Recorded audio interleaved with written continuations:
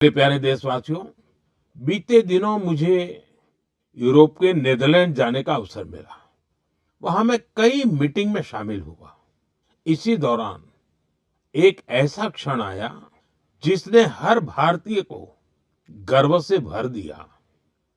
Netherlands में आयोजित एक विशेष समारोह में चोला काल की प्राचीन ताम्र पट्टिकाएं भारत को वापस सौंपी गई।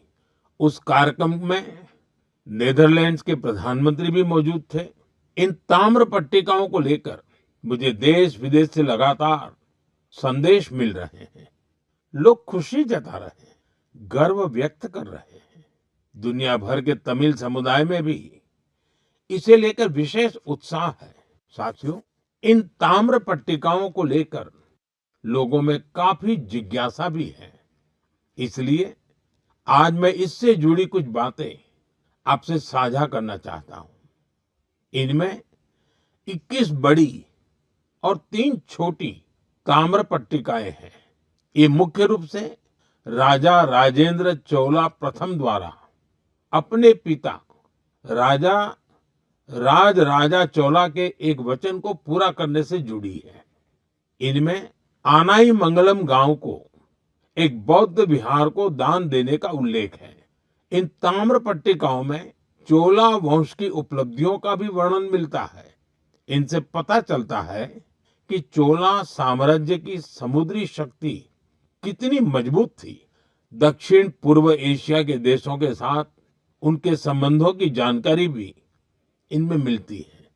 चोला साम्राज्य के समृद्ध इतिहास और संस्कृति पर हम सभी को बहुत गर्व है। साथियों, हमारी सरकार भारत की ऐसी अमूल्य धरोहरों के संरक्षण के लिए लगातार प्रयास कर रही है। इसी क्रम में ज्ञान भारतम अभियान के तहत छत्तीसगढ़ के मल्हार में भी एक महत्वपूर्ण खोज हुई है। यहाँ 3 दुर्लभ ताम्र पट्टिकाएं मिली हैं। ये पांडुवंशी राजवंश के महर्षि बालार्जुन के शासनकाल से जुड़ी मानी जा रही है।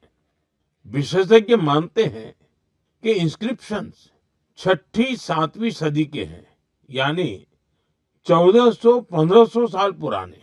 ये ताम्र पट्टिकाएं प्राचीन ब्राह्मी लिपि और पाली भाषा में लिखी गई है।